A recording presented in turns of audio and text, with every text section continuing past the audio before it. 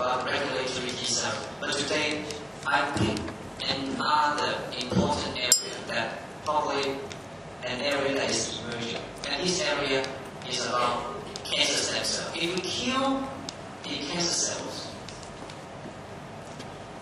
and if in the cancer cells there is a population, it's called cancer stem cells. If all those chemo drugs, very cytotoxic, remove it, the cancer stem cell remain, the cancer relapse. If we remove the cancer stem cells, then the cancers will degenerate. So our laboratory is one of the two biggest flow cytometry centers, and we decided to use a technique called the SP, side population. For this picture, it's a bone marrow, mouse bone marrow, originally more than 10 years ago by Margaret Goodall. They demonstrated that using the Herbal 33342 as a double-string DNA binding, and then measure the UV excited, and then measure the absorbance using two different filters, blue versus red. There will be a population that flip to one side, and therefore called side population.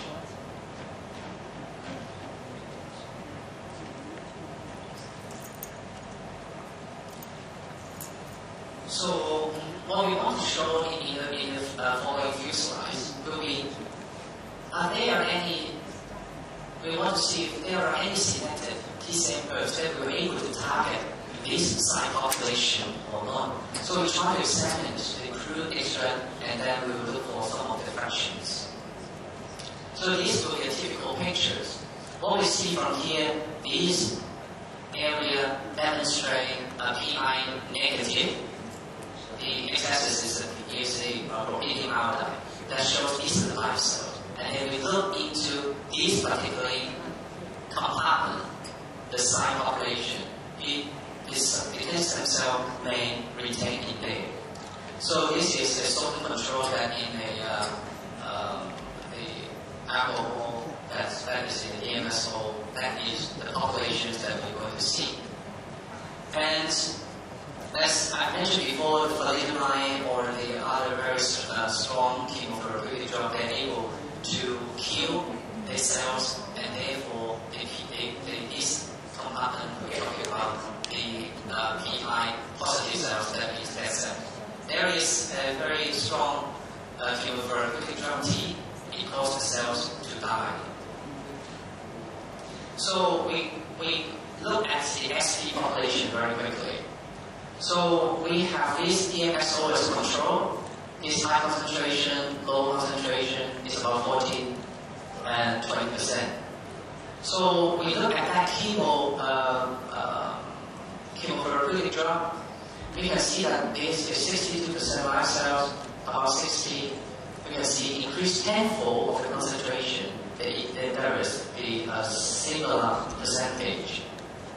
And in higher concentration,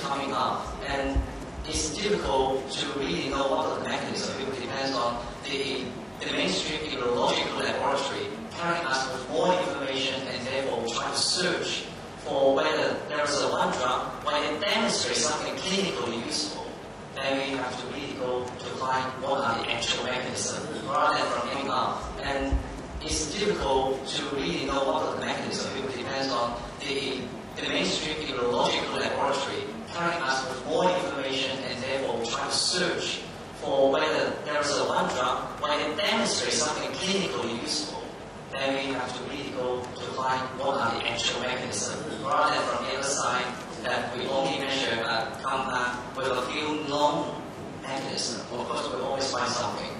So in our laboratory, we also conduct a clinical trial, because we believe that that is something that's very important, because ultimately we need something to have a clinical significance and efficacy.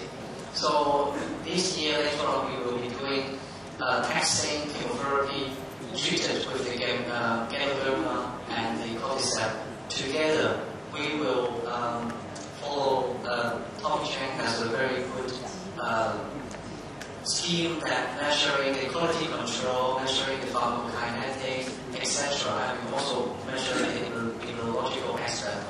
for this combination. So this research has been supported by initially the cancer stem cells work is from the University of Sydney Cancer Research Fund, and then the Cancer Council Research Project. For my herbal medicine, cancer immunology has been supported by the Cancer Institute Career Development, while I can continue to do my immunotherapeutic approach. I spend half of my time doing the herbal medicine so that it can actually have a bridging between this mainstream as well as the herbal medicine. So I'd like to thank my colleagues in the Institute of Hematology, the Royal Prince Alfred Hospital in Sydney, and also some of the work has been done in Faculty of Medicine at the University of Hong Kong, and this is where I am with my colleagues. And you can see from the slides, in order to do traditional Chinese medicine, in my team, I do have some very experienced traditional Chinese medicine practitioners. My oldest PhD student is 62 years old. So, and he's doing actually sales works